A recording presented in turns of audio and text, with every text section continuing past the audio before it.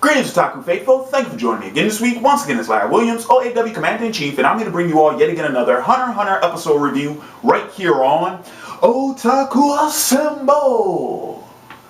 Weekly, and finally, I'm here to bring you all the latest in this week's Hunter x Hunter episode review. But before I jump into this week's episode review, I want to go ahead and bring your attention to the icon in the top right corner of this video. These are the suggestions. These were the most thumbed up suggestions for the next discussion of the week video. So please feel free to take this time to vote for which topic you would like to see me discuss in this week's video. And of course, the one that gets the most votes will be the one that I will tackle in this week's discussion of the week video. So once again, please feel free to take this time now to vote. You did it yet? Did you do it yet? Everybody did it? All right. Fantastic. Now, let's go ahead and let's jump into this week's episode. And this is my review of Hunter x Hunter Episode 5 entitled Hisoka is Sneaky. So, brief synopsis on what happens in this week's episode. This episode marks the second half and the final portion of the first phase of the Hunter exam. Now, in my Episode 4 review, I mentioned that the first official phase of the Hunter exam is to follow the examiner. Simple, right? But of course, in the first portion of this phase, they discovered that, yeah, that meant like an 80-kilometer hike. Now, in this portion, they discovered that this hike, the second part of this hike, takes place in this wild wetland that is full with all types of strange and mythical creatures, many of which contribute to a large amount of the contestants being taken out, just falling prey to these animals. Now, what's funny about this, though, is it's bad enough that they have to deal with this unknown terrain, they have to deal with this fog that makes it really hard to just follow the leader, right? And then they have to deal with all of these animals. But what also happens in this episode is that there is a group of contestants who take it upon themselves to take out Hisoka. Why? Because he posed himself to be a threat after, number one, killing one of the examiners at the very start, and then number two, attacking one of the attacking the proctor of this phase of the exam in order to weed out which one was actually the proctor and which one was actually one of these mythical creatures that can disguise himself and play coil and this, that, and the other. Long story short, like I said, Hisoka pretty much flexing his muscles, he's made himself a target. He's placed a bullseye on his back. And that leads some of the other examiners to try and take him out, of course, of which they fail. But Leorio and Kurapika actually get mixed up in this, and this leads to a confrontation where Gon finally has to step in and hopefully save the day. By the end of it, we find out Gon didn't really save the day. Hisoka just kind of let him off the hook. And then towards the end of the episode, we discover why. But all in all, the first phase of the Hunter exam has finally concluded by the end of this episode. And I'm assuming with the next episode, we're moving on to phase 2. Now, that's pretty much the synopsis of this episode in a nutshell. Now, a couple of things I want to go ahead and talk about. I'm just going to mention a few things. So first and foremost, I'm going to say this, because it was a tad bit difficult to follow exactly like how many phases of the exam are we dealing with, because you all will remember in my previous reviews, you know, when we were on the ship in episode 1, I considered that to be the first part of the exam. When we were throughout the town asking all of these questions and whatnot, I thought that was the second phase of the exam. It seems like those were more of, you know, weed out tests, right? Those were to narrow down the thousands of people who would have went out to take the exam to the 405 that actually found the location of the exam site, right? So now that we're finally at the exam site, you know, 405 started, and then by the end of this, I believe they said it was down to 168. So once again, it's like these early phases, these early stages of this exam, they're all weed outs, right? This is to narrow down the number to worthy and qualifying candidates. But the reason why, the one thing I will say though, and if you look at it like this, it makes it a lot easier to follow. There is no more than one phase at one particular location, or at least at this point in time, there hasn't been. Every time we change location, that is another portion of the exam for the most part. Now, like I said, phase 1, a little bit different because we actually are in 2 locations. We go from that tunnel to the wetlands. 2 different locations in that part, but for the most part, we know boat, that's one. Town, that's another one. Tunnel, we'll follow the proctor. That's one. And now it looks like we finally arrived at a castle. So I'm assuming this is kicking off phase 2.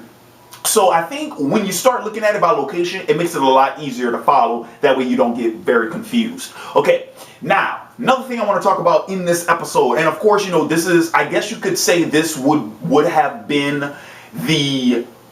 It's not our first introduction to Hisoka, because we actually got introduced to Hisoka in episode 3. So this isn't our first introduction to him, but this is definitely our first spotlight to him, because he is the main focus of this episode. Why? Because he's the main focus of all of this animosity and attacks from his fellow examiners. Now, I will say this, just my general thoughts on Hisoka, just first impressions. I dig his character. I get the sense, though, I'm not too quick to just assume he's a villain. I get the sense that he might actually end up being more of an anti-hero. And the reason why I say that, now granted, I have been spoiled, because all you got to do is just Google search him and, Google image search, and you'll see screenshots with him throughout the series doing different types of stuff. So that was enough for me to suggest that he might become more of an anti-hero than an actual villain, or he could just be a reoccurring villain who may not necessarily be the main villain of the story arcs to follow. You dig what I'm saying? Kind of in the same way how like Loki is always a villain in the Thor comics, but he's not necessarily the main villain in particular story arcs, if that makes sense. But I mean, I will say this though, I do like what they've managed to set up with him for being an antagonist. Once again, he may not be a villain, but he could potentially be an antagonist, meaning that he is opposing the protagonists in achieving their goals and achieving their objectives. So in that instance, him being a foil for Gon and the rest of the crew, I kind of like that idea. Certainly they've done enough with him being a magician, with his techniques and abilities being somewhat shrouded in mystery, and as Kurapika points out in this episode, he clearly has experience as a combatant, and he clearly has experience in dealing with other types of combatants. So once again, that is all slowly informing us on what we could potentially expect, or what we can expect from a future confrontation with him, if not what we can expect from him being involved in any type of future conflict, if that makes any sense. Alright, so that I thought was all pretty well done.